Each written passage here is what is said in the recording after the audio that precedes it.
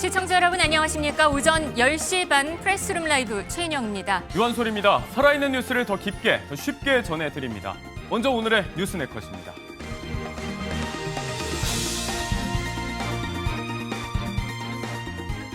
밤사이 반갑지 않은 편지가 왔습니다. 우리 시간으로 오늘 새벽 1시 트럼프 대통령이 이재명 대통령에게 보낸 서한입니다. 다음 달 1일부터 25%의 상호 관세를 부과하겠다는 내용입니다. 일제 강제동원 현장인 군함도 세계유산 등재와 함께 그 역사도 잘 설명하겠다던 일본의 약속이 지켜지지 않고 있죠. 한일 간 과거사 문제를 둘러싼 첫 표대결에서 아쉬운 결과가 나왔습니다. 대통령실은 14개의 나라의 특사를 파견할 계획입니다. 미국 특사에는 김종인 전 국민의힘 비대위원장, 일본 특사에는 정세균 전 국회의장이 내정된 것으로 알려졌습니다. 안철수 의원의 갑작스런 혁신위원장 사퇴 배경에는 두 사람에 대한 인적 청산 거부가 있었습니다. 그 두 사람, 쌍권이라고 부르죠. 강도 높은 말들로 반격에 나섰습니다. 그리고 화제의 연예계 소식도 오늘 준비가 돼 있습니다. 프레스룸 라이브 지금 시작합니다.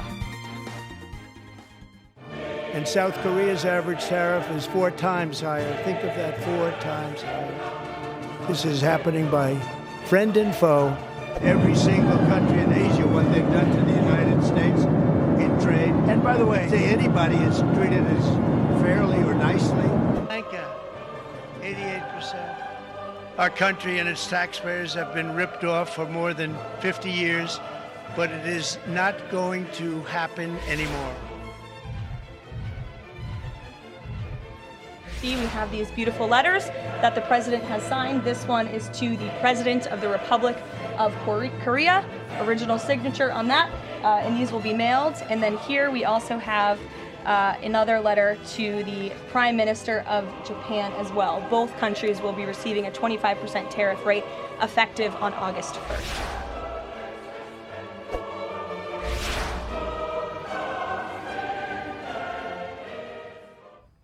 네, 트럼프 미국 대통령이 다음 달 1일부터 우리나라에 25% 상호 관세를 부과하겠다는 서한을 보냈습니다.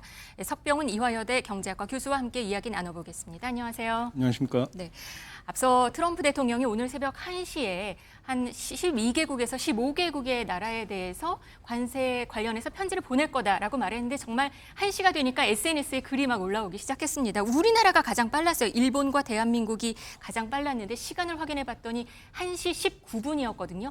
왜 우리나라부터 시작을 했을까요? 예, 우리나라하고 일본은 미국의 입장에서 봤을 때는요, 미국과 교역 비중도 큰 동시에 안보도 미국과 긴밀히 연결돼 있는 나라들입니다. 네. 그래서 우리나라와 일본 같은 경우는 미국이 상대적으로 협상력이 우위에 있다, 안보 의존도도 있기 때문에요. 네. 이렇게 판단할 수 있고요. 그리고 우리나라와 일본을 갖다가 먼저 높은 관세를 부과하겠다고 예고를 함으로써 다른 협상을 진행 중인 국가들에게도 우리가 동맹 공동체인 일본과 한국에 대해서도 이렇게 관세를 부과하니까 너네도 알아서 협상에 성실히 응해라 하는 엄포를 놓는 의미도 있어서요. 이런 협상 전략의 차원에서 우리와 일본을 먼저 공개를 했다. 이렇게 보시면 되겠습니다. 정말 그 시작하는 그 시간부터 계산이 된 거라고 보시는 거군요. 예, 그렇습니다. 트럼프 미국 대통령이 SNS에 올린 글 한번 같이 보시겠습니다. 그 편지 함께 보시면요. 수신자는 이재명 대통령으로 돼 있고요. 내용을 보면은 굳이 테리프 관세를 대문자로 이렇게 표현을 하면서 더 강조한 것도 눈에 띄고요. 우리나라 상호 관세를 25% 부과하겠다 이런 내용으로 써 있습니다. 이 어떤 의미로 볼 수 있을까요? 예, 일단 25% 상호 관세라는 것은요. 네. 처음에 상호 관세 부과를 선언했을 때 네. 우리나라에게 부과를 하겠다고 얘기를 했던 부분입니다. 근데 그동안에 우리나라와 미국 간에 이 협상을 했었는데요.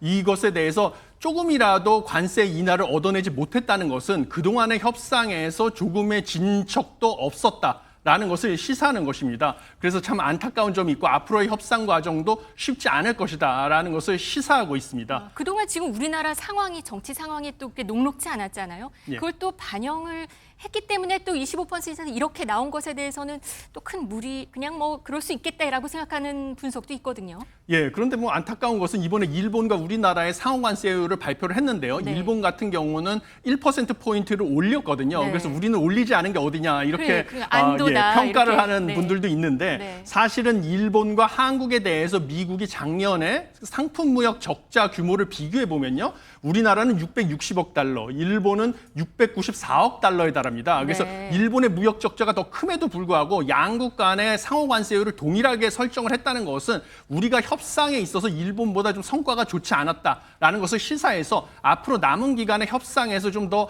유리한 결과를 얻어내기 위해서 노력을 해야 된다. 이런 것을 보여줍니다. 아, 그러면 이게 지금 안도를 할 내용이 아니라고 보시는 거군요. 지금 아까 말씀하신 대로 일본이 그렇게 노력을 했는데 예. 이 정도 똑같은 거면 그래도 우리나라한테는 좀 기회가 있는 게 아닌가라는 분석도 있었거든요. 그게 아니라는 거군요. 예, 저는 그렇게 보고 있습니다. 왜냐하면 일본과의 협상이 여의치 않으니까 뭐 트럼프 대통령이 발언을 통해서 오히려 30에서 35%까지 상호관세율을 올릴 수도 있다라고 네. 협박을 했음에도 불구하고 실제로는 1%포인트밖에 못 올렸거든요. 이런 것을 봤을 때 우리도 안심할 단계는 아니고 더 노력을 해야 된다 이렇게 보고 있습니다. 네, 아까 그 편지를 보면은 상호 관세를 25% 부과하고 품목별 관세가 있어요. 이건 또 별도다 이런 얘기도 있는데 이건 어떤 얘기인가요? 예, 미국의 관세 체계를 이해하셔야 되는데요. 네. 품목별 관세는 지금 자동차 부품의 25%, 그다음에 철강 알루미늄의 50%를 부과하고 있는데 그 근거법은 무역 확장법 232조가 되고요. 네. 그다음에 모든 수입품에 대해서 부과하는 상호 관세는 기본으로 10%, 우리나라의 추가 15%에서 25%를 부과하겠다고 했는데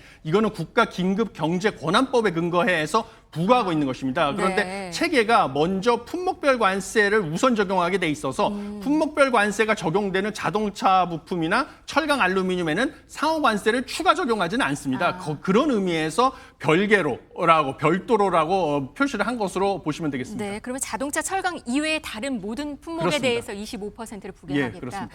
또 내용을 보면은 보복 관세를 만약에 할 경우 우리는 더 부과할 것이다. 이런 트럼프의 메시지도 있었거든요. 예, 그렇습니다. 이것은 흡사 얼마 전에 중국과 미국 간의 관세 전쟁을 네. 우리에게 상기시키는 것인데요. 우리가 만약에 미국이 이렇게 25% 관세를 부과하면 일반적으로 국제 무역에서 우리나라가 할 수 있는 조치는 보복 관세를 부과하는 건데요. 그러면 가만히 있지 않겠다. 더 큰 보복 관세로 맞대응을 해서 너에게 더 큰 피해를 주겠다는 엄포를 놓는 것이라서 협상을 더 유리하게 가져가기 위한 전술이다. 이렇게 보시면 이 되겠습니다. 짧은 한 장의 편지 안에서도 여러 가지 지금 예. 전략이 들어있는 거네요. 보니까 8월 1일이라는 시간을 제시를 했어요. 그러면 8월 1일까지 시간을 조금 벌었다라는 판단도 할 수 있지 않을까 하는 분석도 나와요. 바로 산업통상자원부는 입장문을 내고 이거는 유예 기간이 8월 1일로 좀 연기됐다. 조금 시간이 있다. 이런 거에 방점을 찍은 입장문을 내놨거든요. 그건 어떻게 보시나요? 예, 맞습니다. 뭐 시간은 8월 1일로 연기된 것으로 보시면 되겠습니다. 네. 왜냐하면 애시당초 3주간의 협상 시한은 미국이 우리나라뿐만 아니라 여러 나라들과 동시다발적으로 협상을 하기에는 터무니없이 부족한 시간이었습니다. 네. 그래서 이게 연기될 것으로 많은 사람들이 예측을 했었고요. 실제로 8월 1일까지 연기가 됐기 때문에 그 안에 좀 속도를 높여가지고 최선의 결과를 얻어내기 위한 그 협상을 진행해야 될 것이다. 이렇게 보고 있습니다. 네, 산업부 조금 전에 나온 소식을 보니까 오늘 오후에 민관 긴급회의를 갖는다고 해요. 뭐 현대차나 포스코 등과 같은 이런 회의를 갖고요. 또 대통령실은 정책실장 주도로 해서 관세협상 대책회의를 오후에 개최를 한다고 합니다. 미국에는 지금 또 위성락 안보실장이 가 있거든요. 또 국무장관을 만났고 또 거기에 통상교섭 본부장도 가 있어요. 지금 아주 바쁘게 진행이 되겠어요. 예, 그렇습니다. 왜냐하면 이제 시간을 벌었다고 하지만요. 네. 8월 2일에 가면 추가적으로 또 협상 시한을 연장해 줄지는 불확실성이 존재하는 상황이고요. 네. 실제로 8월 1일부터 25%의 상호 관세가 부과되면 우리나라 경제에는 큰 타격이 예상이 됩니다. 왜냐하면 우리나라의 그 관세, 미국의 상호 관세 부과로 인해서 네. 우리가 영향을 받는 것은 국내 민간 연구소 추정에 따르면 전체 GDP의 약 9.4% 정도 규모가 미국 관세 부과로 영향을 받을 수 있다라는 25%를 부과하게 되면요. 그런 네. 추정 결과도 있기 때문에요. 네. 상당히 큰 타격이 예상이 되고요. 가뜩이나 지금 내수 침체 상황에서 관세 부과로 타격을 받게 되면 우리 경기 침체의 골은 더 커질 수가 있기 때문에요. 이것을 막기 위해서 지금 뭐 동시다발적으로 국내에서 대책도 수립하고 네. 미국에까지 가서 협상을 진행하고 있다. 이렇게 보시면 되겠습니다. 오늘 삼성전자 실적 발표가 있었어요. 2분기 영업이익이 전년도에 비해서 반토막이 났거든요. 어제는 LG전자의 또 실적 발표가 있었고 지금 너무 안 좋은 상황인데 지금 앞으로는 또 어떻게 될까 또 걱정이 되거든요. 예, 이번에 그 삼성전자와 LG전자의 실적이 저조한 것은 사실 두 가지 측면에서 시사점이 있는데요.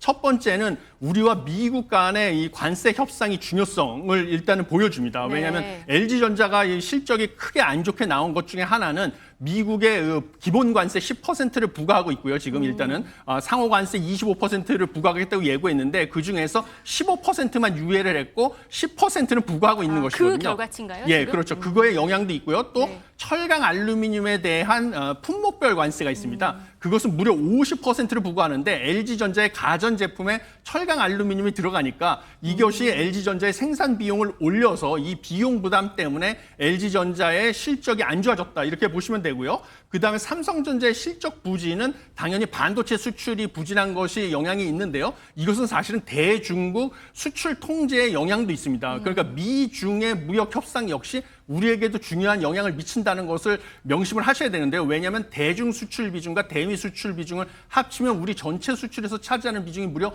40%에 육박합니다. 네. 그래서 미중 간의 무역 협상이 잘 되지 않으면 우리의 대중 수출 역시 타격을 받아서 삼성전자 같은 기업도 흔들릴 수가 있다. 이런 것을 시사한다. 이렇게 보시면 되겠습니다. 미중의 협상도 우리가 역시 지켜봐야 중요합니다. 예. 되는 상황이군요. 예. 지금 조금 전에 나온 소식도 보면 트럼프 대통령이 마음에 드는 제안을 하면은 8월 1일 이후에도 좀 바꿀 수 있다 이런 얘기도 했어요. 예. 이제 전략을 잘 짜야 될 것 같아요. 어떻게 해야 될까요? 예, 그렇습니다. 지금 뭐 미국이 기존에 영국, 그다음에 베트남과의 무역 협상을 이미 타결을 했습니다. 그 결과를 보고 우리가 교훈을 얻어서 전략을 짜야 되는데요. 그 결과를 보면 철저한 주고받기식의 협상입니다. 그래서 미국이 요구하는 것은 분명하거든요. 무엇이냐면 본인들이 팔고 싶은 농산물 같은 시장을 추가적으로 개방을 해라. 그다음에 무역 장벽을 낮춰라는데 우리나라한테 요구하는 것은 뭐 구글의 정밀 지도 반출을 하고 그다음에 뭐 자동차 같은 것에 대한 환경 규제 이런 것을 낮춰라. 이런 것들을 요구하고요. 그다음에 무역 수지 적자를 미국이 줄이게 만들어라. 그러니까 미국산 LNG 같은 에너지를 수입하게 만들고 그다음에 미국의 제조업 일자리를 늘려라. 그러니까 우리 기업이 미국에 투자를 많이 하라는 네, 것이죠. 네. 이런 것들을 요구하는데 이런 요구 사항을 들어주면서요. 주고받기식 협상이기 때문에 우리가 원하는 거 미국의 주력 수출품이죠. 자동차, 철강, 그다음에 앞으로 품목별 관세 부과를 예고한 반도체 같은 것에서 관세를 인하하는 것을 얻어내도록 노력을 해야 된다. 이렇게 보고 있습니다. 고차 방정식을 풀어야 네. 되는 상황인 것 같습니다. 쉽지 않은 20여일간의 협상 잘 풀어야겠습니다. 지금까지 석병훈 이화여대 교수와 함께했습니다. 감사합니다. 감사합니다.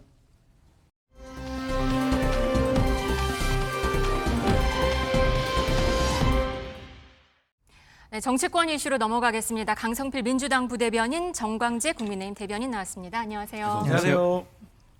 네, 조금 전 리포트에서 보셨는데 2015년 일본이 구남도를 세계 유산에 등재를 하면서 조선인 등 강제 동원 피해를 알리겠다고 했는데 이 약속을 지키지 않았고 이걸 유네스코에서 공식 논의하라던 우리 정부의 시도도 무산이 됐습니다.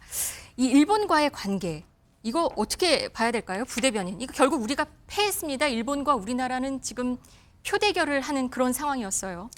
그러니까 이제 메이지 산업 유산과 관련해 가지고 이행이 제대로 되고 있는지 평가를 하는 겁니다.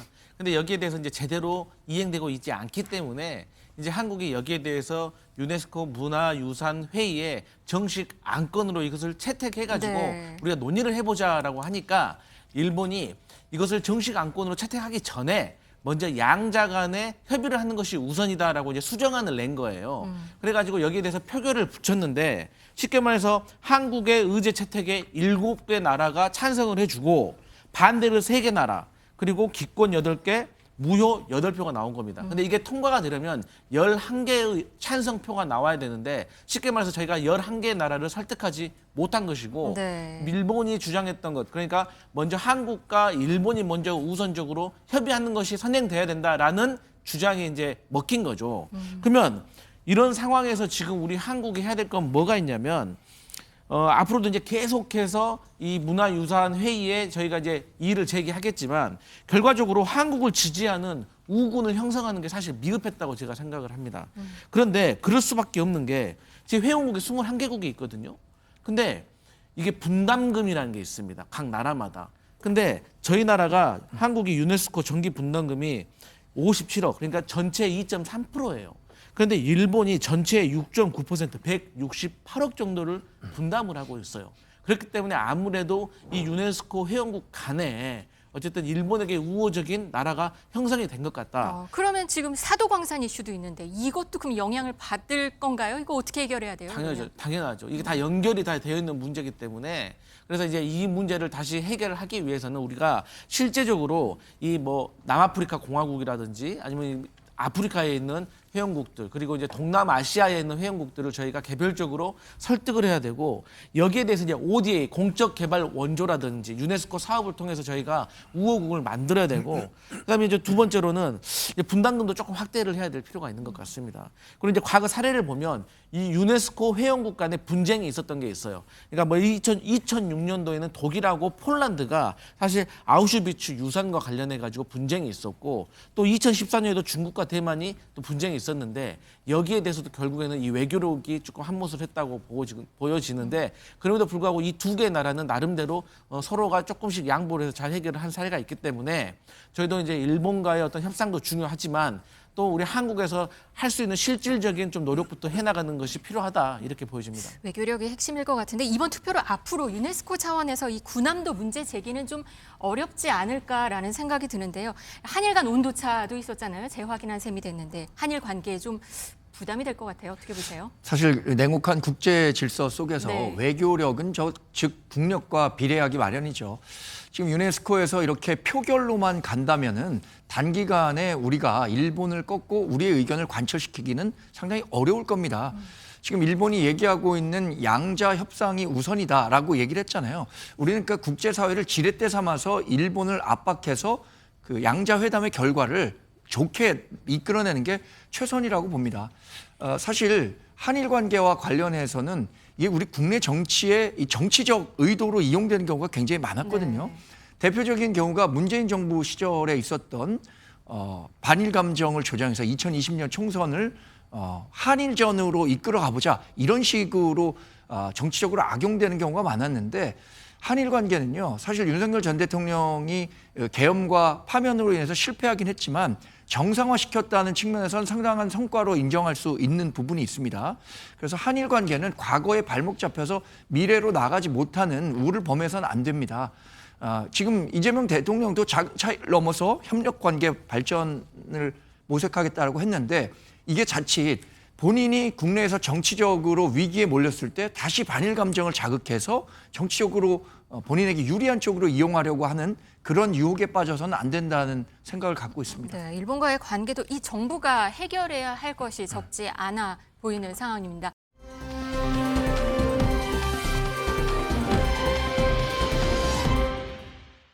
정부는 14개국에 대해서 특사 파견을 검토하기로 했습니다. 일본에는 정세균 전 국회의장, 그리고 대미특사에는 김종인 전 국민의힘 비대위원장이 내정된 것으로 알려졌습니다. 대변인님, 김종인 전 위원장이 선택이 된 듯합니다. 왜 이분이 다시 등장했을까요? 저는 김종인 전 비대위원장이 미국 정치, 미국 조야에서 대단한 미국 전문가라고 인식하는 분은 없을 거라고 생각합니다. 그런데 국내 정치에서는 큰 상징 자본을 갖고 있는 거죠. 이재명 대통령을 적극적으로 돕지는 않았지만 김종인 전 비대위원장을 특사로 보냄으로 인해서 네. 이재명 대통령이 추구하는 국익 위주의 실용 외교 그리고 통합과 탕평 인사라는 것을 국내에 있는 그 국민들에게 좀 보여주기 위한 인사 아니었나라는 생각이 들고요. 또 하나 조금 좀 긍정적인 해석을 붙인다면 네. 김종인 전 비대위원장이 경제 정책과 관련해서는 상당한 전문가죠. 우리나라의 경제 민주화를 헌법에 수록하는 과정에서도 중요한 역할을 했었고요. 그러니까 지금 미국과 가장 중요한 그 이슈가 관세와 관련한 문제인데 네. 이런 부분과 관련해서는 어느 정도의 도움을 받을 수도 있지 않을까 생각하는데 하여튼 김종인 전 비대위원장을 이렇게 미국 특사로 보낸 것은 저는 대미 메시지보다는 대국민 메시지 이게 강했던 것으로 봅니다. 뭐 독일계 미국 공화당 인사들과도 친하다고도 전해지고 있고 2016년 트럼프 당선인 초청으로 미국을 방문한 적도 있다고 전해졌었거든요. 아니, 뭐 여러 가지 이 네트워크를 찾자면 그런 네. 인연들도 찾을 수 있을 것 같고 트럼프 대통령의 사위와도 관계가 있다는 보도도 있지만 네. 어쨌든 이 김종인 전 비대위원장을 미국 특사로 보낸 것은 저는 대미 메시지보다는 국민들에게 내가 이렇게 반대편에 있었던 사람들 그리고 국가 원로라고 생각하는 분들의 이야기를 잘 듣고 이분들의 노하우를 적극 활용하고 있다. 이런 메시지를 전달하기 위한 포석이 아니었을까 판단합니다. 김종인 전 위원장은 진보 또 보수 영역을 약간 넘나들면서 활동한 정치 원로이기도 하잖아요. 같이 갈 대미 특사단을 봤더니 더불어민주당 이현주 최고위원, 김우영 의원들도 거론이 되고 있습니다.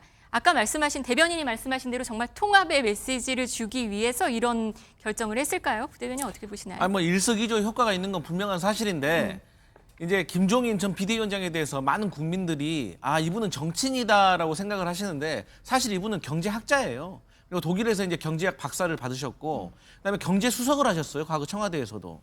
그리고 이분이 이제 헨리 키신저라든가 이제 미국 전 국무부 장관하고도 인연이 깊습니다. 그리고 이제 이분이 쓴 저서들을 보면 뭐 예를 들어서 뭐 독일은 어떻게 1등 국가가 됐는가를 보잖아요. 그러면 노동, 복지, 사회, 경제 전 분야에 있어서 해박한 지식을 우리가 볼 수가 있거든요. 근데 이분이 왜 중요한 것이냐? 이 경제라는 것이 통상을 가지고 협의를 하다 보면 과거의 히스토리가 상당히 중요합니다. 그러니까 협상을 막 하고 있는데 그 상대방 미국에서 야 너희 이 관세 몇 퍼센트가 정해진 것은 몇 년도에 무슨 일이 있었고 그것 때문에 수정이 된 것이고 그렇기 때문에 이게 이렇게 정해진 거야 라고 말을 해버리면 히스토리를 모르는 사람이 협상장에 나가게 되면 이게 할 말이 없는 것이죠. 하지만 김종인 전 비대위원장 같은 경우는 과거에 경제 대통령 청와대에서 경제 수석도 했고 경제학자로도 계속해서 활동을 했기 때문에 이러한 히스토리에 대해서 알고 있기 때문에 호락호락하게 당하지는 않을 것이다. 그렇기 때문에 이 김종인 전 비대위원장을 미국 특사로 보낸 것이고 또 이제 정치적인 함의도 있는 것이죠. 미국 입장에서도 이 사람하고 협상을 했는데 이 사람이 과연 한국 돌아가가지고 우리가 말해왔더니 협의했더니 협상 내용에 대해서 관철시킬 능력이 있나? 결정권이 있나? 이것도 상당히 중요한 문제인데 김종인 전 비대위원장이 협상을 해가지고 온 결과라고 하면 이재명 대통령으로서도 쉽게 거부하기는 어려운 것이죠.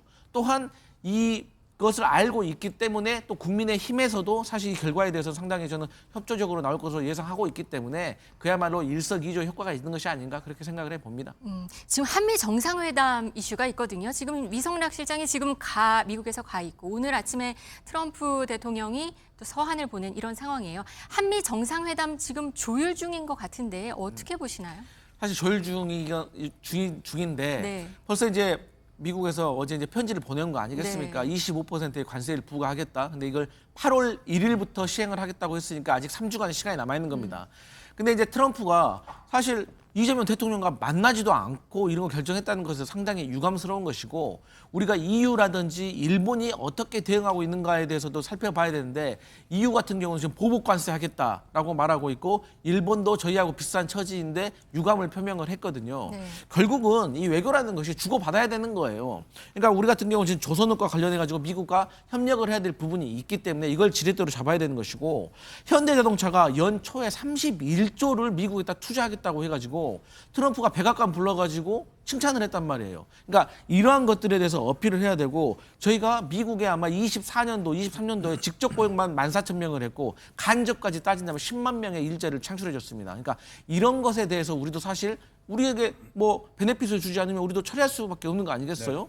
그리고 이제 국내적으로도 어쨌든 이 관세 부과와 관련해 가지고 자동차라든가 철강에서 조금 피해를 보는 산업이라든지 기업이 있다면 우리도 여기에 대해서 인센티브라든지 아니면 세제 혜택이라든지 여러 가지로 피해 대책을 좀 강구해 주는 그런 모습이 필요하다 이렇게 볼 수 있겠습니다.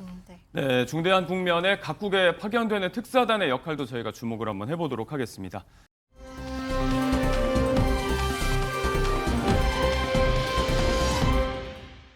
어제 저희 시간대 속보로 전해드렸던 내용이죠. 이제 만 하루가 지났습니다. 국민의힘 안철수 의원이 혁신위원장직 수락 닷새 만에 사퇴를 선언했습니다. 어제 있었던 긴급 기자회견에서 합의되지 않은 날치기 혁신이다. 강도 높은 비판과 함께 당대표 출마도 공식화했는데요. 오늘 아침에 한 방송에 나와서 심경을 전하기도 했습니다. 그 목소리 듣고 이어가겠습니다. 의원님, 어제 격동의 하루를 보내셨는데 지금 심정은 좀 어떠세요? 착잡하고 또 한편으로는 참 뭐라고 할까요? 예. 암담한 그런 상황입니다. 당의 앞날에 대해서요. 전격적으로 이렇게 사퇴하신 가장 큰 이유는 뭐가 있을까요? 혁신위가 출범하기 전에 미리 약속을 받으려고 했던 거죠. 혁신위에서 어떤 혁신안을 놀랄만한 안을 이렇게 제시를 하더라도 예. 거기서 통과가 돼야지 그게 혁신이 되는 것 아니겠습니까? 제일 처음 안건으로 이 혁신 그 인적 쇄신안부터 예. 그것부터 벌써 이제 반대 부딪힌 겁니다. 예. 나와서 당대표가 되면 그러면 인적 쇄신부터 하시겠네요? 먼저 가장 최소한의 인적 쇄신부터 사실은 예. 시작해야죠. 그래야지 국민들이 우리 당이 바뀌려고 한다는 걸 알 수가 있으니까요. 당초 얘기했던 메스 대신에 칼을 들겠다. 혁신위원장으로서의 권한의 한계를 느끼고 당대표로서 실질적인 혁신을 좀 추진해보겠다라는 출사표까지 같이 던졌습니다. 사퇴의 배경, 근본적이고 가장 핵심적인 원인에 대해서 어제 이야기가 많이 나왔죠. 본인이 먼저 얘기했지만 인적 청산의 가장 기본적인 부분, 실명을 거론하지는 않았지만 두 사람이라고 이야기를 했는데 일단 쌍권이라고 하는 전 원내 지도부들, 권영세 전 비대위원장, 권성동 전 원내대표를 겨냥한 얘기라고 기정사실화를 해놓고 어제 여러 얘기가 나왔습니다. 전날부터 얘기했던 이 두 사람에 대한 탈당이든 제명이든 어떤 배제 차원의 논의가 먼저 이루어져야 한다는 게 안 의원의 얘기였어요? 안 의원이 혁신위원장을 전격 사퇴하면서 당에 굉장한 혼란이 있었던 건 사실입니다. 네. 본인도 암담하다고 말씀하셨는데 네. 당원이나 그 원내에 계신 의원분들도 상당히 당혹스러운 상황이죠. 저는 그 안 의원이 추진하고자 하는 혁신의 방향에 대해서는 완전히 공감하지만 예. 그 선후 관계에 있어서는 일부 좀 따져볼 만한 대목은 있다고 생각합니다. 예. 혁신위를 하는 것은 혁신위 활동을 바탕으로 해서 이런 의견이 있으니 이런 방향으로 가자라는 로드맵을 제시해야 하는 건데 네. 지금과 같은 상황이라면 두 사람을 콕 집어서 이 사람은 혁신위 활동이 있기도 전에 빨리 인적 쇄신의 대상으로 삼아서 정리를 해야 한다라고 얘기하고 있단 말이죠. 예. 그것은 혁신위가 그 활동하는 과정에서 선후 관계가 좀 잘못됐다고 생각합니다. 네. 그런 측면에서 비대위가 이 안 의원이 제시했었던 인적 쇄신 카드를 단번에 받아들이긴 좀 어려웠을 것 같아요. 네. 그러니까 혁신위 활동을 한 달 반 정도 한 후에 치열한 논의와 숙고 끝에 이런 결론을 내렸다라고 한다면 그 카드를 갖고 비대위가 결정을 해야 하는데 벌써 정해놓고 그 혁신 활동을 네. 이렇게 하겠다라고 한다면 그 당 지도부 측에서는 받아들이기 좀 어려웠을 것 같습니다. 다만 안 의원이 지금 그 제시한 화두 있잖아요. 예. 그 인적 쇄신이라든가 당의 개혁 방향 이런 것들이 있지 않고는 지금 여러 가지 여론조사에서 우리가 굉장히 부진한 모습을 네. 보이고 있잖아요. 다시 국민의 신뢰를 받긴 어렵다는 데는 동감하고 있기 때문에 어떤 식으로든 그게 이 당대표 선거 과정이든 혁신위가 다른 혁신위원장을 네. 모셔와서 활동을 하든 그 개혁의 방향으로 가야 한다는 데는 공감하고 있습니다. 필요성에 대해서 인정을 하시지만 이제 혁신위 활동을 거쳐서 논의를 거쳐서 나온 얘기를 받아들일 수 있어야 하는데 순서가 잘못됐다. 어제 나왔던 송원석 비대위원장의 입장도 동일했던 것 같습니다.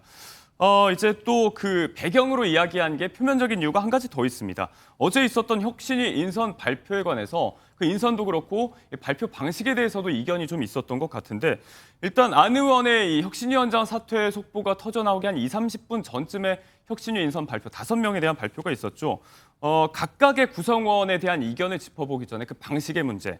비대위 주도로 발표가 됐습니다. 박성훈 대변인이 얘기를 했는데 안 의원이 다 이제 동의를 한 인물들이었다라고 공표를 했습니다. 다만 안 의원의 나중에 얘기를 들어보니까 이게 사전 협의된 인물들이 아니었다. 그렇기 때문에 이제 약간 위원장 패싱이다 이런 얘기를 좀 하고 있는 것 같아요.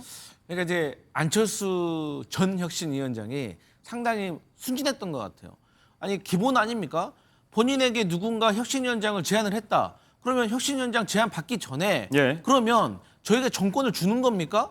혁신위 구성까지 포함해서 어떤 혁신안을 제가 내놓더라도 그것을 지도부가 수용하겠다라고 결정을 내려준다면 제가 수락하겠습니다. 라고 하는 것이 ABC 기본이에요. 네. 그런데 안철수 의원은 그런 과정을 생략을 했던 거죠. 그러니까 쉽게 말해서 이러한 과정들을 너무 쉽게 생각했던 것 같아요. 그러니까 아직 국민의힘에 대해서 잘 이해도가 낮은 것 같다라고 네. 생각을 해서 이런 부분이 아쉽고 만약에 저 같으면 그럼에도 불구하고 일단 혁신위원장을 맡아가지고 네. 1차 쇄신안을 발표하는 거죠.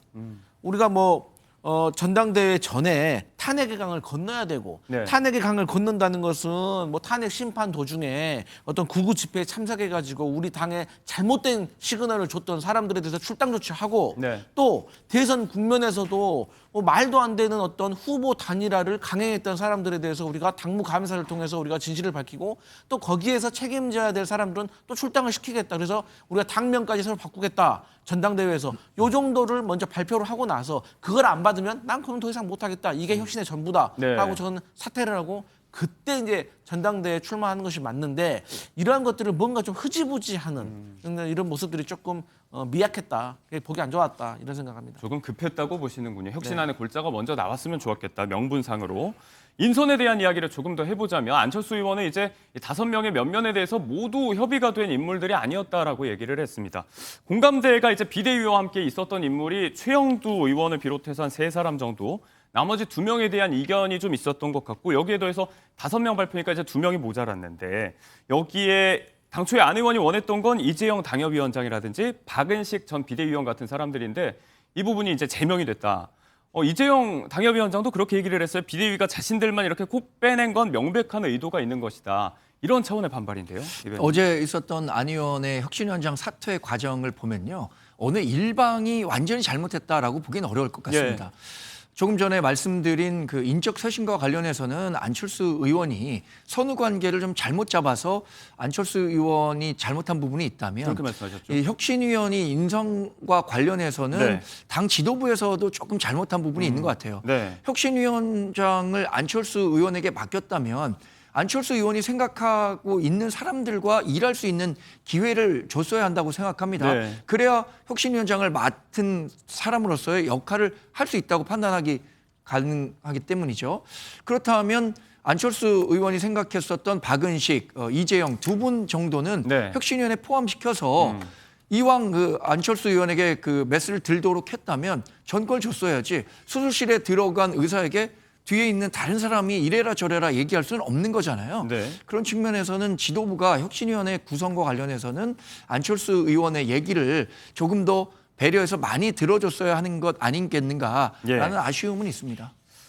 자, 이 혁신위 인선에 대한 이견 발표 방식도 그렇고 또 핵심은 쌍권으로 알려진 두 원내 지도부, 두 사람에 대한 어떤 인적 청산 문제가 좀 논의가 건의가 됐는데 거부가 됐다라는 얘기였습니다. 여기에 대해서 이제 뭐 실명 거론을 안 했다고 말씀드렸지만 누구나 다 이렇게 두 사람을 지목한 얘기라고 알고 있죠. 권영세 전 비대위원장과 권성동 전 원내대표가 각각 SNS 메시지를 어제와 오늘 내면서 강도 높게 안철수 의원에게 반격을 가하는 모양새입니다. 일단 권영세 전 비대위원장의 얘기인데 당을 내분으로 몰아넣는 비열한 행태다.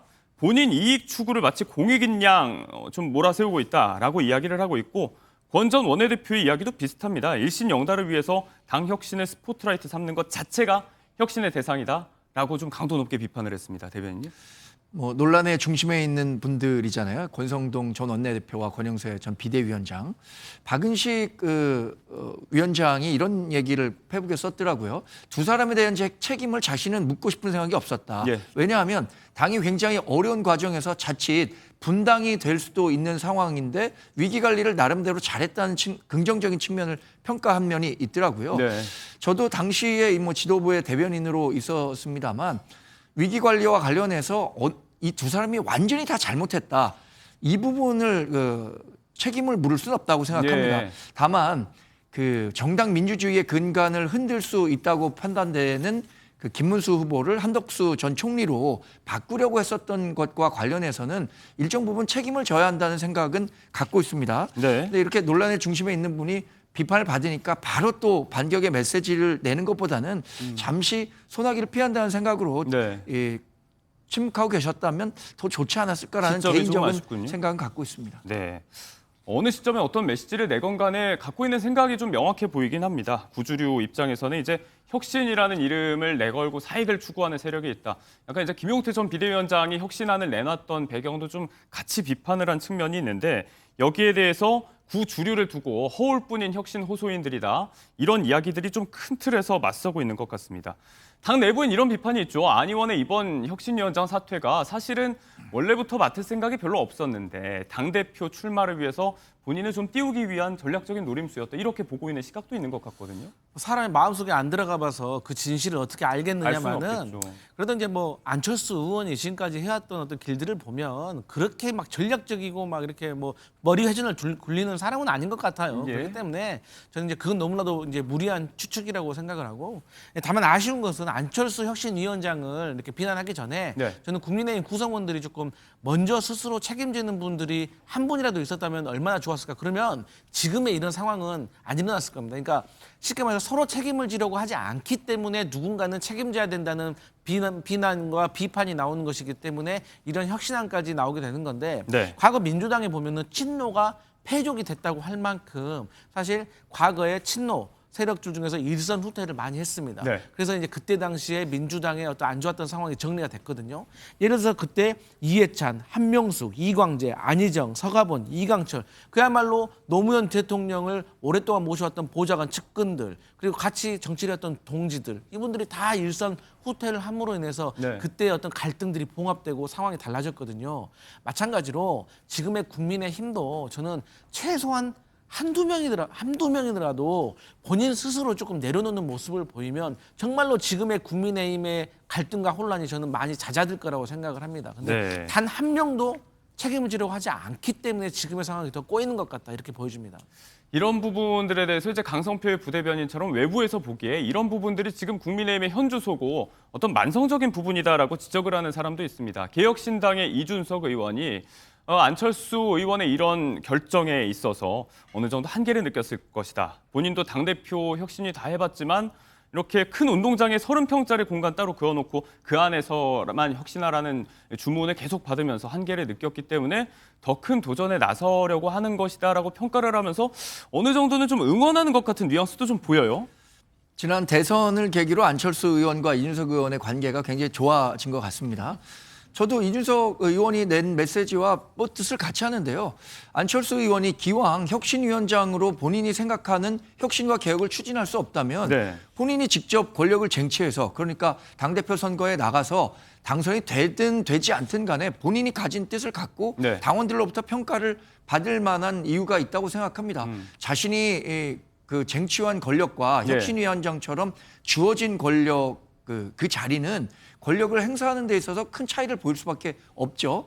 저는 안철수 의원이 이번에 혁신위원장 그만두고 당대표 선거에 나간다고 한 것은 예. 본인의 정치적 판단이고요. 그로서 존중받을 일이라고 생각합니다. 이에 대한 판단은 결국 당 대표 선거 과정에서 예. 당원들이 결정해 주겠죠. 당심이 판단을 하겠죠.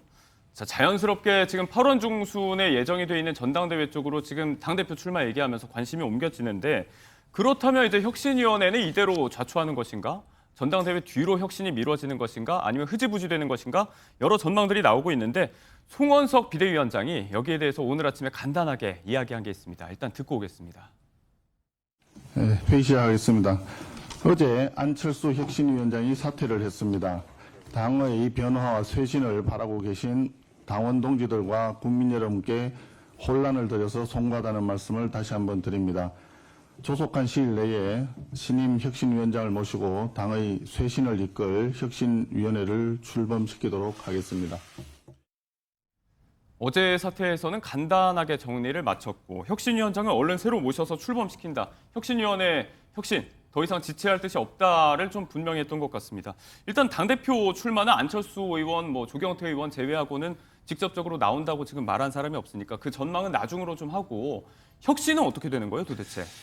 근데 혁신위원장을 새로 모신다고 했는데 굉장히 어려운 과제가 될 것 같습니다. 예. 왜냐하면 지금 안철수 의원이 혁신위원장을 맡아서 닷새 만에 사퇴하는 모습 봤잖아요.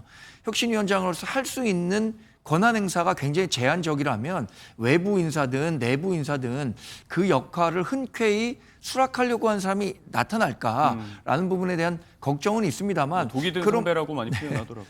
일부는 독이 든 독배라고도 하더라고요. 성배까지가 될 수 없을 정도로 굉장히 역할이 제한적일 수밖에 없다라는 얘기를 하는데 그래서 고심이 깊은 게 사실입니다. 저는 비대위원장께서 새로운 혁신위원장을 모시겠다고 했으니까 이왕 이렇게 할 바에는 예. 당 내부에 있는 분보다는 외부에서 정말로 우리 당을 객관적으로 볼 수 있는 분을 모셔와서 혁신의 방향을 새로 잡는 노력이 좋지 않겠는가 판단해 예. 봅니다. 어제 나온 안철수 의원의 혁신위원장 사퇴, 이 배경과 또 당내 반응들 여러 전망까지 공의 한번 짚어봤습니다. 정치권 이야기 두 분과 여기서 정리하겠습니다. 고맙습니다. 고맙습니다.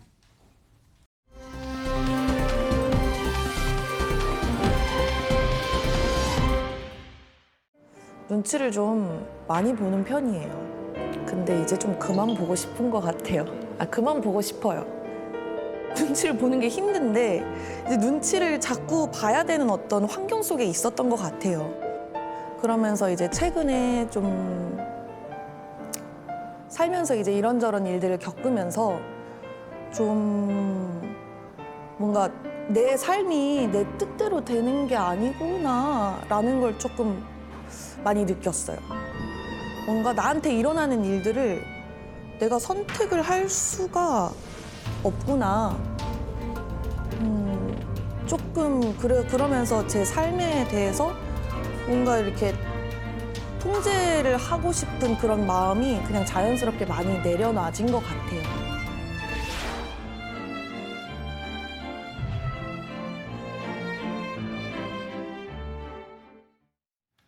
네, 오은영 박사를 타이틀로 내세운 저희 MBN의 예능이죠. 오은영 스테이가 화제 속에 방영 중입니다. 가장 최근 방송분에 눈길을 끄는 얼굴의 등장이 있어서 저희가 좀 짚어보려고 합니다. 역주행의 아이콘이죠. 그룹 EXID의 한희 씨가 출연한 이야기. 먼저 연예계 소식 문을 열어보겠습니다.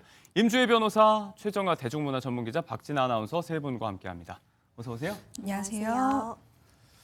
네, 오랜만에 방송에서 한희 씨의 얼굴을 봤습니다. 보니까 또 이제 민낯의 좀 수수한 모습으로 처음에는 많이들 좀 못 알아보시는 해프닝도 있더라고요. 그런 만큼 이제 좀 약간 태도라든가 어떤 분위기도 좀 바뀐 것 같은 느낌이 있었어요. 네, 아무래도 걸그룹 당시를 생각하시는 분들은 뭔가 밝고 상쾌하고 뭐 유쾌하고 이런 예능에서의 모습을 많이 기억하실 것 같은데요. 실제로 이 한희 씨 같은 경우에는 일상에서도 원래 이번 화면에서 나온 것처럼 화장도 거의 하지 않고 트레이닝복을 많이 입고 다니는 원래 수수한 연예인으로 좀 알려져 있기는 했습니다. 네. 그런데 이번 방송 같은 경우에는 매니저도 없이 그리고 스태프도 없이 기차를 타고 배낭 하나를 딱 메고 이 현장에 도착하는 모습을 보여서 이 현장에 있었던 분들도 굉장히 많이 놀랬다라고 얘기를 예. 하는데요.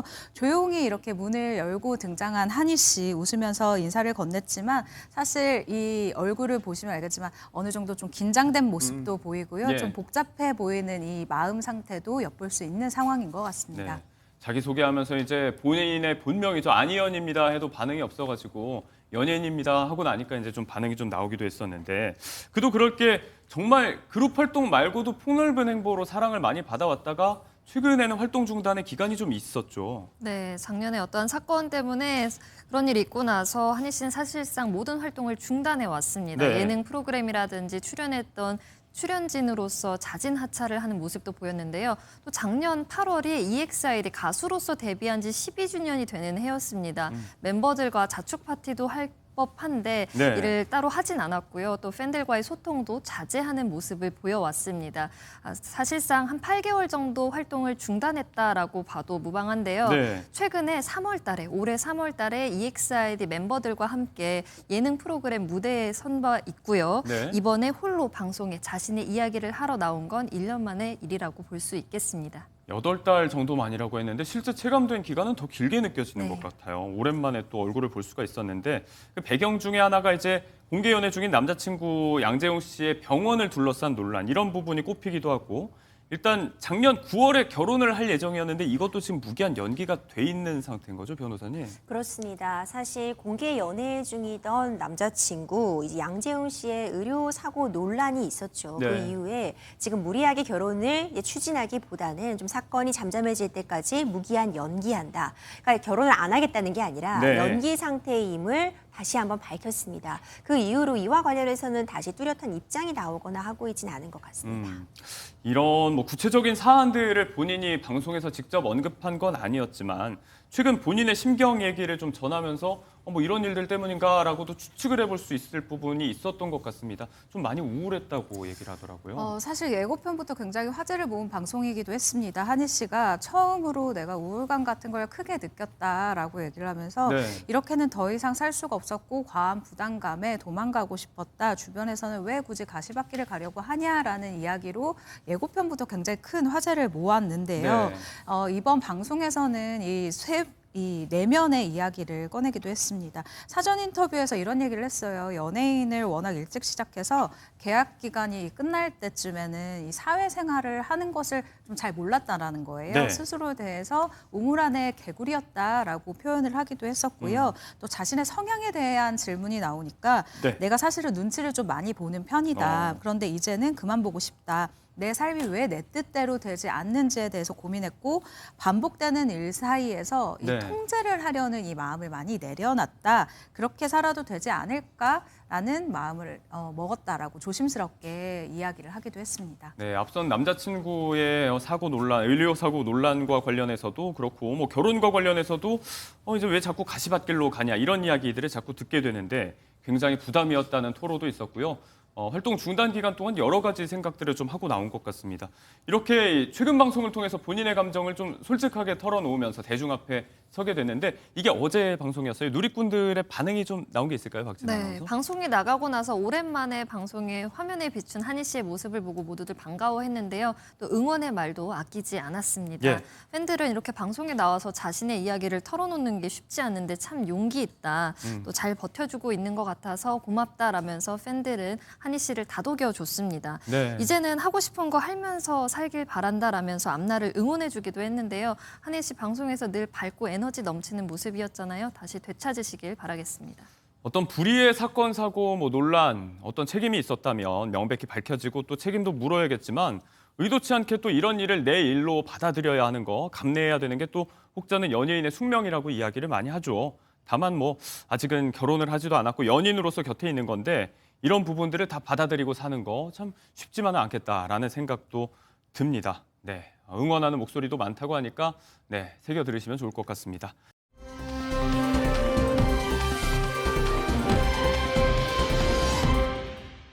다음 이야기로 갑니다. 이번엔 범죄 피해자가 된 연예인의 이야기인데 원조 센 언니로 알려져 있죠. 배우 이미숙 씨가 수천만 원 상당의 피싱 피해를 당했다고 밝혔습니다. 요즘 이런 것들이 참 수법도 정교하고 과감해지고 있는데 본인의 목소리 한번 듣고 돌아오겠습니다.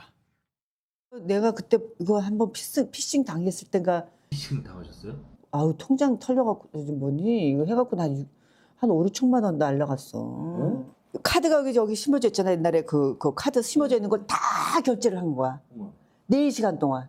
새벽 4시부터 8시까지. 나 깜짝 놀랐어. 그 인터넷 상에서 그거를 쇼핑하고 돈으로 환전해주는 그런 게 있대. 진짜 너무 무서워가지고 그다음부터는 완전히 핸드폰에 아무것도 하지를 않아. 변호사님, 일단 그 피해 금액이 굉장히 큽니다. 6천만 원 정도라고 얘기를 하는데 이 큰 금액이 이제 카드 결제식으로 순차적으로 빠져나갔다는 얘기잖아요. 근데 이제 금액이 워낙 크니까 그동안 아예 모를 수가 있어요. 이거 어떻게 되는 거예요? 사실 이 우리가 휴대폰이 없으면요 요즘 아무 일도 할 수가 없습니다. 예. 휴대폰 안에 금융정보들도 다 들어있고 요즘 실물 카드가 없어도 휴대폰만 있으면 다 결제가 그렇죠. 되잖아요. 그러니까 쉽게 설명하자면 휴대폰 안에 카드가 심어져 있다고 볼 수 있습니다. 근데 이미숙 씨 같은 경우에는 당시에 일본으로부터 직구한 물건이 있었다고 해요. 네. 그러니까 일본으로부터 뭔가 받을 물건이 있었는데 관련해서 뭐 배송에 문제가 있다고 하니 네. 지금 이걸 해결하려면 들어가세요 이러는 문자를 받았고 이게 실제 팩트랑 이제 교묘하게 섞인 거네요. 그러니까. 그렇죠. 네, 그런 문자를 받고 나서 뭔가 해결을 하려고 보니까 관련된 정보들을 나도 모르는 사이에 이런 네. 해킹범에게 넘기게 된 거죠. 실제로 이렇게 카드 결제까지 이루어지려면 휴대폰에 있는 거의 모든 정보가 이런 나쁜 이 해커들에게 넘어갔다고 보여지는데 네. 결제도 교묘하게요. 새벽 시간을 통해 이루어진 겁니다. 새벽 4시부터 오전 시간까지 이루어지다 보니까 사실상 결제가 되고 있는 부분도 인지를 하지 못했을 가능성이 크고요. 네. 무자비하게 쇼핑몰로부터 결제를 하고 이걸 다시 현금화하는 그런 작업을 거치다 보니까 이 피해를 보전받는 것도 쉽지만은 않습니다. 이게 액수도 액수고 또 이 수법도 그렇고 워낙에 순식간에 이런 피해가 눈앞에서 벌어지고 나니까 많이 놀랐을 것 같은데 자괴감에 빠졌다고 좀 본인이 이야기를 했어요. 네, 맞습니다. 그때는 진짜 앞이 막막하더라라고 이 신경을 토로했는데요. 왜 나한테만 이런 나쁜 운이 생길까라고 생각을 했다는 거예요. 예. 그런데 이 이야기가 저는 참 뜻깊다라는 생각이 드는 네. 게 그때 자기가 많이 어른이 된 것 같다라고 이야기를 했습니다. 네. 내가 만약에 그런 것들이 너무, 그러니까 상황이 너무 싫어서 수렁에 빠졌으면은 참 술 마시고 다 내가 무너졌을 수도 있겠다라는 생각을 예. 했다고 하면서요. 당시에는 사람의 왜 우리가 큰일 당하고 나면 나 사람이 싫어졌어라는 분들 계시잖아요. 네. 그것처럼 이미숙 씨도 사실은 사람이 싫어질 정도로 굉장히 큰 고통이었다고 하거든요. 그런데 이럴 때일수록 내가 정신이 올바라야 되겠다. 내가 굳건해야 되겠다라는 생각을 했다고 합니다. 네. 그때부터 술을 아예 안 마셨대요. 그래요? 그래서 저 사람들은 내가 무너지길 바랄 테니까 내가 이럴수록 좀 더 힘을 내야지라고 생각을 했다고 하네요. 긍정적인 자극이 본인에게는 된 것 같습니다. 술도 끊었고 늘 깨어 있어야겠다. 의지를 다졌는데 이 차원에서 또 이제 철저히 대비하겠다. 수천만 원 피싱 이후에 아들에게 휴대폰 사용 강의를 듣고 있다면서요? 그렇습니다. 이미숙 씨는 이런 일이 있고 나서 아들로부터 한 달에 한 번 휴대폰 사용하는 방법을 교육받고 있다고 합니다. 네. 또 알지 못하는 문자나 전화가 오면 바로 눌러보거나 전화를 받지 않는다고 하는데요. 사실 저희 아빠도 이 피싱 예. 피해자가 될 뻔한 적이 있어요. 그래요? 이 링크를 잘못하고 들어가서 원격 조종까지 됐었는데 저희 가족이 스탑시켜서 찾았거든요. 그런데 다행이에요, 그래도. 아버지한테 이걸 왜 누르셨냐라고 했더니 자주 쓰는 은행이어서 나도 모르게 누르게 되더라라고 하더라고요. 네. 이렇게 피싱 사례들은 정말 교묘하고 정교하게 이루어지기 때문에 주의할 필요가 있는 것 같습니다. 요즘 뭐 키오스크라든지 OTT 사용법 이런 것도 너무 어렵기 때문에 자식된 입장에서 좀 알려드리고 설치해드리고 달리 효도가 아니고 이런 게 효도라고 이야기를 많이 하더라고요. 그런데 이게 또 젊은 세대들에게도 예외가 아닌 일입니다. 사실 이제 저도 와이프가 얼마 전에 뭐 검찰에서 문자가 왔다고 당황해서 연락이 오고 그러더라고요. 이제 뭐 막상 이제 닥치게 되면 놀라게 될 텐데 네. 앞서 이야기한 대로 이제 수법이 자꾸 교묘해지고 과감해지고 하잖아요. 예방이나 대처법 정리를 좀 해주신다면요. 개인이 조심하는 수밖에 없습니다. 네. 그러니까 외부로부터 전달받는 링크 같은 건 절대 클릭하지 않는 게 좋을 것 같습니다. 그리고 어떤 경우에도 뭐 경찰청이라던가 뭐 네. 국세청이라던가 국가기관에서 문자로 어떤 정보를 달라고 요구하는 일은 없다고 보시면 돼요. 요즘은 정말 교묘해서요. 실제로 전화를 받았는데 그 전화번호 검색해 보면은 경찰청 번호라던가 국세청 번호인 경우도 있습니다. 네. 이 번호 자체도 조작이 가능하기 때문에 그래요? 실제로 검찰청에서 온 전화 아니거든요. 이런 부분 결국 개인이 조심할 수밖에 없을 것 같고요. 네. 만약 일부라도 피해를 입었다고 한다면 바로 전화를 드셔야 돼요. 네. 경찰청이라던가 금감원에 빠른 신고를 통해서 그래도 피해를 최소화하실 수 있습니다. 의심이 조금이라도 드는 연락이라면 바로 주변에 좀 물어보시고 신고하고 본인의 빠른 대처가 답이겠습니다. 아울러 뭐 이런 짓을 자꾸 벌이는 사람들은 좀 자중하길 바랍니다.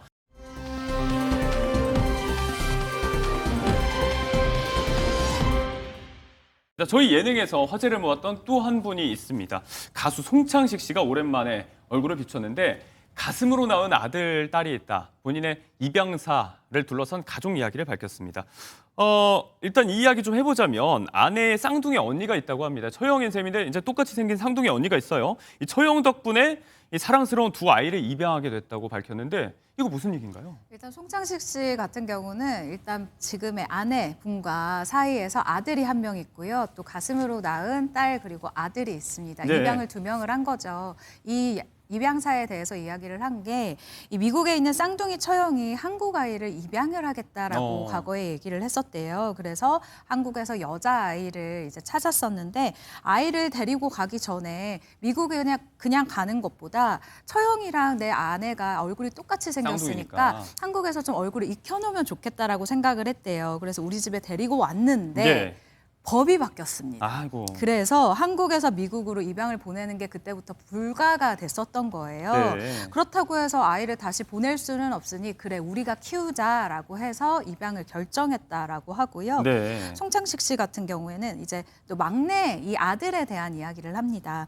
막내 같은 경우에는 처형이 아이가 입양이 안 되니까 네. 불법 인공수정으로 아이를 낳았대요, 당시에. 그러다가 처형이 이 아이를 키울 수 없는 상황에 네. 닥친 겁니다. 그래서 이 송창식 씨 부부가 미국에 여행을 갔는데 이 아들이 이 송창식 씨 곁에 딱 붙어서 떨어지지를 않더래요. 네. 그래서 이렇게 된 거 우리가 그냥 이 아이까지 입양하자라고 이 마음을 먹고 이렇게 두 아이를 입양하게 됐다라는 것을 밝혔습니다. 이렇게 인연이 돼서 또 가슴으로 낳은 두 사랑스러운 아이까지 같이 키웠다는 얘기를 좀 전했습니다. 이 얘기가 또 뭉클하더라고요. 이제 그 입양도 그렇고 결혼에도 처형이 굉장히 큰 역할을 했다고 하는데 원래는 송창식 씨가 비혼주의자였다고 알려집니다. 그런데 처형을 통해서 다시 만나게 된 과거 동창이었던 지금의 아내를 보면서 사귀고 나서 15일 만에 결혼을 하게 됐다. 자기가 뭔가 좀 홀린 것 같다. 이런 식으로 얘기를 했는데 너무 로맨틱한 얘기잖아요. 그런데 알고 보니까 첫사랑은 따로 있었다고 합니다. 우리가 또 잘 아는 분이라고 하는데 영상 한번 직접 보고 오시죠. 그 스토리는 뭐예요? 박원숙 선생님과의 어떤 러브 스토리 그게 뭐 실화인지 뭐. 박원숙? 예. 탤런트 박원숙하고 얘기가 소문나서 질투하세요. 예를 들자면 그게 첫사랑이에요. 구체적으로 연애를 한 건 처음이었으니까. 그때는 살롱이라고 그랬는데 뭐 노래하던 그 장소에 아르바이트로 캐셔를 했어요. 박원숙 씨가. 같은 장소에 있으면서 뭐 마음이 먼저 붕 뜨는 상황이 먼저 왔으니까 그냥 뭐 구름 위에 있는 것 같은 거예요. 그게 사랑이죠. 근데 사실 그 첫사랑이 다 그럴진 모르지만 나는 그렇게 좋게 끝내질 못했어요. 얼마 전에 시즌5로 다시 돌아온 저희 가보자고에 출연했던 송창식 씨의 이야기였습니다. 기혼자 입장에서는 좀 아내분과 협의가 된 이야기를 바라지만 아무튼 평생 함께할 인연과 지금 또 행복하게 살아가고 있는 송창식 씨의 이야기까지 저희가 연예계 소식으로 정리해봤습니다.